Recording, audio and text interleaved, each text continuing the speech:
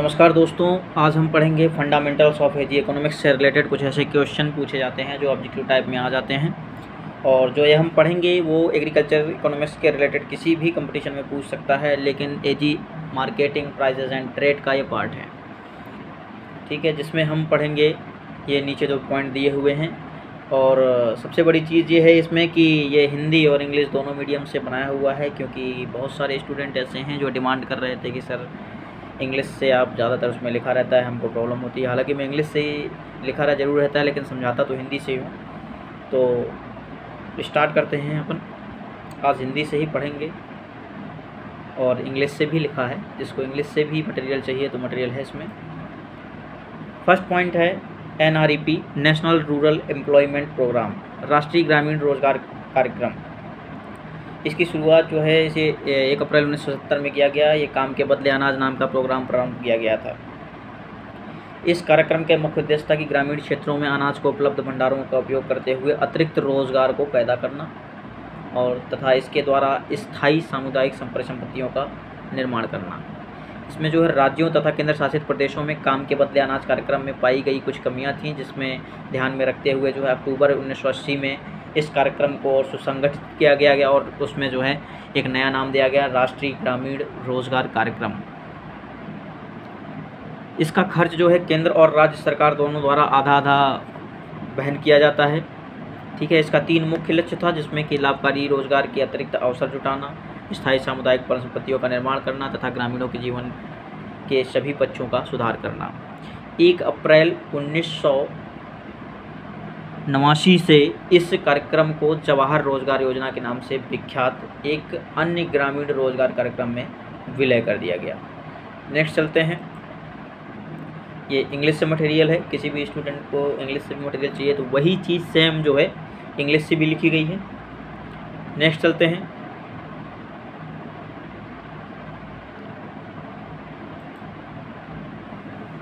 जवाहर रोजगार योजना JRY, ये जो है 1 अप्रैल 1989 से जवाहर रोजगार योजना के नाम से विख्यात एक ग्रामीण रोजगार कार्यक्रम प्रारंभ किया गया था। उस समय चल रहे 2 तिहाड़ी रोजगार कार्यक्रम जैसे राष्ट्रीय ग्रामीण रोजगार कार्यक्रम और जो है ग्रामीण भूमिहीन रोजगार गारंटी कार्यक्रम इस नए कार्यक्रम में विलय कर दिया गया था। इस कार्यक्रम का मुख्य उद्देश्य था कि उत्पादक संपत्ति, आर्थिक संपत्ति जो है सृजित करना, बनाना और तथा कार्य को शुरू करके ग्रामीण रोजगार पैदा करना, अर्ध रोजगार और व्यक्तियों के लिए अतिरिक्त लाभप्रद रोजगार को पैदा करना तथा जवाहर रोजगार योजना की पुनर्संरचना की गई और 1 अप्रैल 1999 से इसका नाम जवाहर ग्राम समृद्धि योजना रखा गया। नेक्स्ट चलते हैं। ये इंग्लिश से लिखा हुआ है।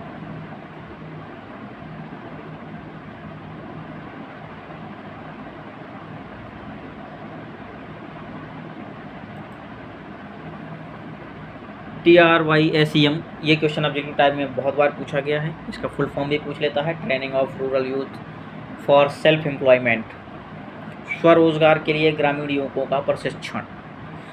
स्वरोजगार के लिए ग्रामीण युवकों को प्रशिक्षण देने का केंद्र द्वारा प्रायोजित यह राष्ट्रीय योजना ट्राइसेम 15 अगस्त 1979 में शुरू की गई थी। इसका मुख्य उद्देश्य ये था कि 18 से 25 वर्ष के जो भी कैंडिडेट हैं उन निर्धन ग्रामीण युवकों को कृषि तथा इससे संबंधित कार्यकलापों, उद्योगों, सेवाओं तथा व्यवसायों में आवश्यक तकनीकी दक्षता उपलब्ध कराना, ताकि वे स्वरोजगार अथवा मजदूरी पर रोजगार प्राप्त कर सकें। इसके साथ साथ प्रशिक्षण संस्थाओं के आधारित ढांचे को सुदृढ़ बना सकें। और योजना भी केंद्र की सहायता से शुरू की गई थी। स्वरोजगार के लिए ग्रामीण युवकों के प्रशिक्षण की इस राष्ट्रीय योजना के अंतर्गत प्रशिक्षण की समाप्ति पर प्रशिक्षणार्थियों को समन्वित ग्रामीण विकास कार्यक्रम के अंतर्गत सहायता दी जाती थी। 1 अप्रैल 1999 से इस योजना को स्वर्ण जयंती ग्राम स्वरोजगार योजना में समन्वित कर दिया गया था। नेक्स्ट चलते हैं। ये इंग्लिश से लिखा हुआ है उसी का, ट्राइसेम का।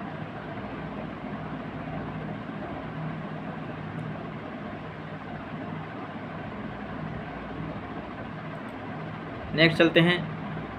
IRDP, integrated rural development programme, समन्वित ग्रामीण विकास कार्यक्रम। यह कार्यक्रम 2 अक्टूबर 1980 से संपूर्ण देश में शुरू किया गया। समन्वित ग्रामीण विकास कार्यक्रम ग्रामीण गरीब गरीबी को दूर करने के लिए सरकार की रणनीति का प्रमुख हथियार था। मतलब इसका जो है मुख्य उद्देश्य यही था कि गांव के जो लोग गरीब हैं उसको दूर करना, मतलब गरीब ना रहें। समन्वित ग्रामीण विकास कार्यक्रम का मुख्य उद्देश्य शिनाख्त किए गए लक्षित वर्गों के निर्धन परिवारों को आर्थिक सहायता प्रदान करना तथा बैंक उधार के द्वारा जो है उत्पादक संपत्ति और सामग्री उपलब्ध कराकर गांव में स्वयं रोजगार के पर्याप्त अतिरिक्त अवसर पैदा करके गरीबी की रेखा से उनको ऊपर करना। मतलब इनका मुख्य उद्देश्य यही था कि गांव की जो गरीबी है उसको हटा दिया जाए, कैसे भी प्रकार उनको चाहे भले लोन दिया जाए, और जितने भी गांव के गरीब लोग थे उनको किसी भी प्रकार वो खुद का अपना रोज़गार खोलें, वो अपनी जो गरीबी रेखा है उससे वो ऊंचे उठें।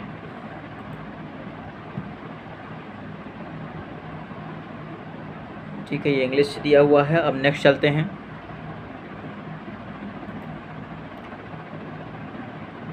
PMRY, ये क्वेश्चन भी कई बार पूछा गया है एग्ज़ाम में।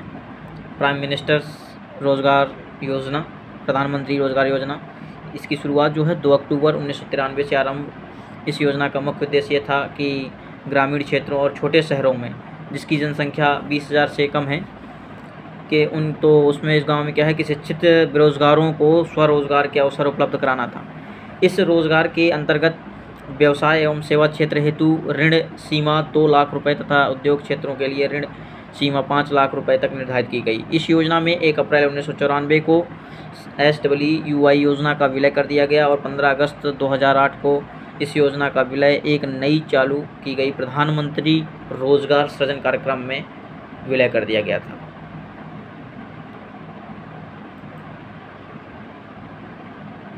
मतलब ये लास्ट में जो है प्रधानमंत्री एम्प्लॉयमेंट जनरेशन प्रोग्राम में इसको चेंज कर दिया गया था। तो नेक्स्ट चलते हैं।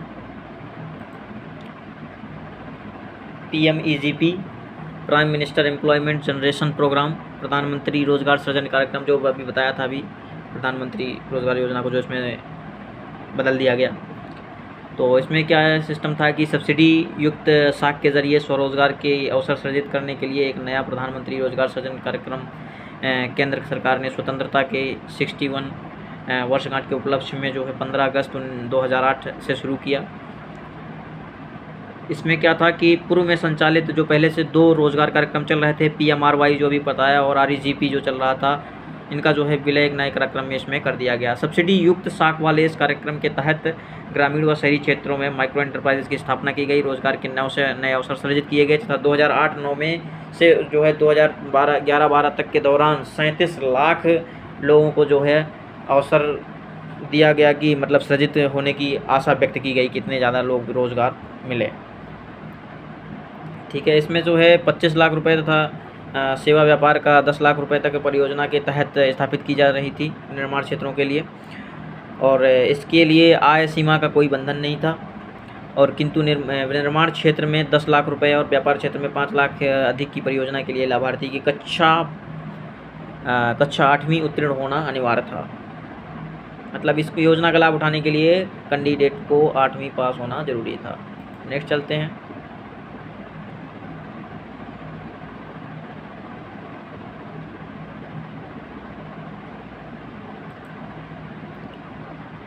स्वर्ण जयंती ग्राम स्वरोजगार योजना, ये BSc में क्वेश्चन आ चुका है एक बार मेन एग्जाम में ऑब्जेक्टिव टाइप में। SGSY, स्वर्ण जयंती ग्राम स्वरोजगार योजना, स्वर्ण जयंती ग्राम स्वरोजगार योजना। इसमें जो है समन्वित ग्रामीण विकास कार्यक्रम, ग्रामीण क्षेत्रों में महिला और बाल विकास कार्यक्रम, स्वरोजगार हेतु ग्रामीण युवकों को प्रशिक्षण, 10 लाख कुआं निर्माण आदि जो है कार्यक्रम इसमें इस रोजगार के अंतर्गत चलाए गए थे, जो कि स्वर्ण जयंती ग्राम स्वरोजगार योजना की पहले अप्रैल 1999 में इसको शुरू किया गया था। 1 अप्रैल 1999 में इसको शुरू किया गया था। इस योजना का उद्देश्य है ग्रामीण क्षेत्रों में गरीबी रेखा से नीचे निर्धनों को अपनी स्व सहायता समूहों के संगठन और उनकी क्षमता निर्माण, प्रशिक्षण, सामूहिक गतिविधियों का नियोजन, ढांचागत विकास, बैंक ऋण तथा सरकारी सब्सिडी के माध्यम से वित्तीय सरकार द्वारा लघु उद्योगों को बढ़ावा देना और विपणन संबंधी सहायता जैसे स्वरोजगार के सभी पक्षों को कवच प्रदान करना था। मतलब यही है कि इसमें जो है जितना ज़्यादा से ज़्यादा कैंडिडेटों का प्रशिक्षण दे सकें, उनको कुछ ही चीज़ों का उनकी क्षमता जो है उसको और ज़्यादा डेवलप कर सकें, इम्प्रूव कर सकें, कुछ नई प्लानिंग कर सकें, ठीक है, बैंकों से ऋण मिल सके उनको और जो सब्सिडी हो वो भी यूज कर सकें। यही सब स्कीम इसमें चलाई गई थी।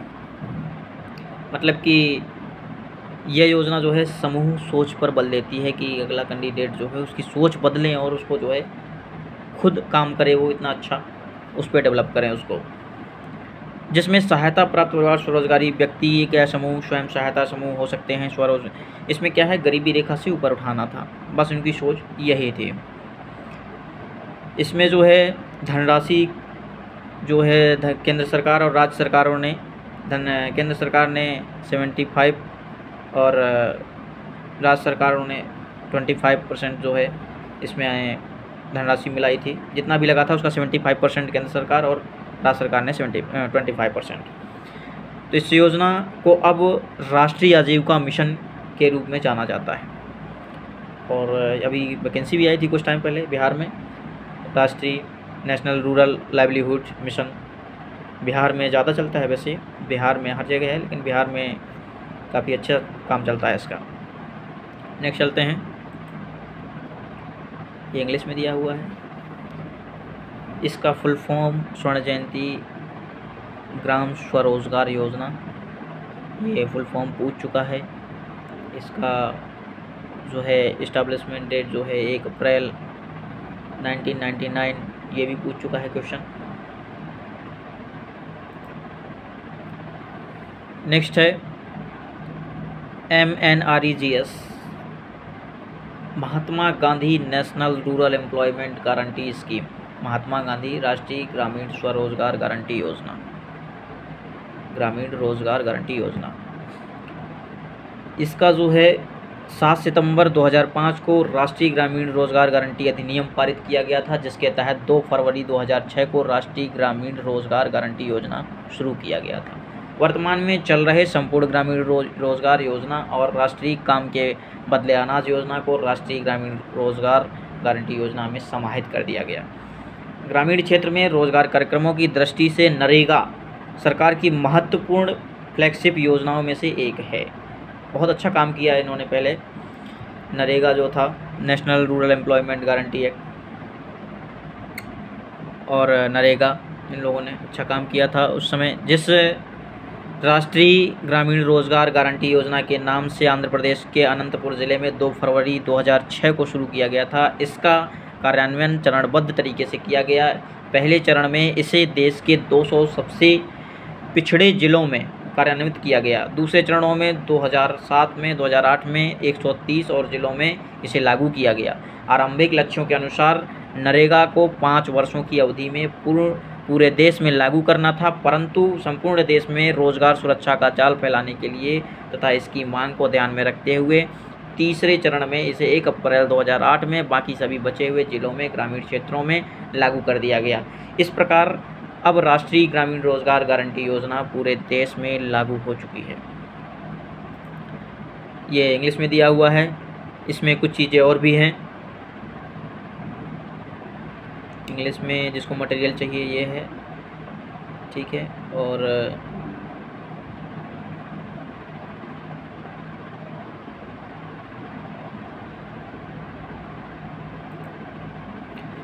इसी में भी है 2 अक्टूबर 2009 में केंद्र सरकार ने इस महत्वाकांक्षी राष्ट्रीय रोजगार गारंटी अधिनियम का नाम बदलकर महात्मा गांधी राष्ट्रीय ग्रामीण रोजगार गारंटी अधिनियम कर दिया और इसके तहत चलाए जाने वाले रोजगार कार्यक्रमों का नाम महात्मा गांधी राष्ट्रीय ग्रामीण रोजगार गारंटी योजना कर दिया गया। मतलब 2 अक्टूबर 2009 में केंद्र सरकार ने इसका नाम नरेगा से मनरेगा रख दिया था, ठीक है। नेक्स्ट चलते हैं SHG, ये भी BSc में क्वेश्चन कई बार पूछा जा चुका है। तो SHG के बारे में पढ़ते हैं। सेल्फ हेल्प ग्रुप, स्वयं सहायता समूह या बैंक लीकेज कार्यक्रम, एक प्रायोगिक परियोजना के रूप में 1992 में प्रारंभ किया गया और स्व सहायता समूह या बैंक लीकेज कार्यक्रम देश में सूक्ष्म वित्तीय कार्यक्रमों में एक वृहद कार्यक्रम के रूप में उभरा है। यह बैंक संयोजन कार्यक्रम प्रमुख लघु वित्त मॉडल बना हुआ है। इसके जरिए औपचारिक बैंकिंग प्रणाली छोटे उद्यमियों किसानों तक पहुंचती है। इस कार्यक्रम का मुख्य फोकस ऐसे ग्रामीण गरीबों पर दिया जाता है जिसके पास औपचारिक बैंकिंग प्रणाली में कोई स्थान पहुंच नहीं होती है। इस कार्यक्रम के लक्षित समूह के छोटे एवं सीमांत किसान, कृषि एवं गैर कृषि श्रमिक, शिल्पकार एवं दस्तकार तथा अन्य छोटे व्यावसायिक जैसे ठेले वाले आदि इनसे जुड़े ग्रामीण गरीबों को सम्मिलित किया जाता है। इस कार्यक्रम के मुख्य भाग निम्नलिखित हैं, जैसे कि बैंकों को समय पर ऋण की अदायगी, गरीबों और बैंकों दोनों को लेन देन लागतों में कमी, गरीबों को उनकी दहलीज पर बचत और ऋण की सुविधा देना, ग्रामीण क्षेत्रों में अब तक अछूती रही अव्यवस्था क्षमता का दोहन करना। कुल मिलाकर लगभग 498 बैंक, जिसमें 50 वाणिज्यिक बैंक, 90 सम्मिलित क्षेत्रीय ग्रामीण बैंक और 352 सहकारी बैंक सक्रिय रूप से इस कार्यक्रम में भाग ले रहे हैं। मतलब सेल्फ हेल्प ग्रुप जो है इसको जो है 1992 में स्टार्ट किया गया था। इसमें जो है बैंकिंग प्रणाली जो है छोटे उद्यमों तक पहुंचाना यही काम था उनका। इसमें बैंक ज़्यादातर काम कर रहे हैं, जो कि छोटी छोटी जो स्कीमें होती हैं उनको सेल्फ डिपेंड करने के लिए वो बैंक उनको प्रोवाइड करती है, जिसमें कुल मिलाकर लगभग 498 बैंक इनके सक्रिय रूप से इनमें काम कर रहे थे।